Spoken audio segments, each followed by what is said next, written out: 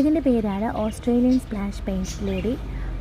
Indoor plants ഇഷ്ടപ്പെടുന്നവർക്കൊക്കെ വളരെ ഇഷ്ടപ്പെടും, അത്ര ഭംഗിയാണ്. അപ്പോൾ ആദ്യമായിട്ടാണ് ഇതിൽ പൂവുണ്ടാവുന്നത്. 2-3 ദിവസമായി പൂവായിട്ട്.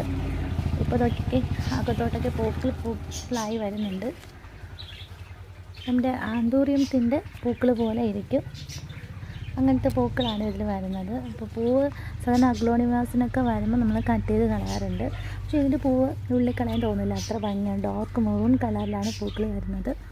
അപ്പോൾ ഇൻഡോർ പ്ലാന്റ്സ് വളർത്തുന്നവർക്ക് ഒരുപാട് ഇഷ്ടപ്പെടുന്നൊരു പ്ലാന്റാണ് ഓസ്ട്രേലിയൻ സ്പ്ലാഷ്. അപ്പോൾ ഇത് ഞാൻ സെയിലിന് മുന്നേ വെച്ചിരുന്നു, ഇപ്പോൾ ഔട്ട് ഓഫ് സ്റ്റോക്കാണ്. അപ്പോൾ ആവശ്യക്കാരുണ്ടെന്നുണ്ടെങ്കിൽ നേരത്തെ പറഞ്ഞിരുന്നാൽ മതി, സ്റ്റോക്ക് വരുമ്പോൾ അറിയിക്കുന്നതാണ് കേട്ടോ.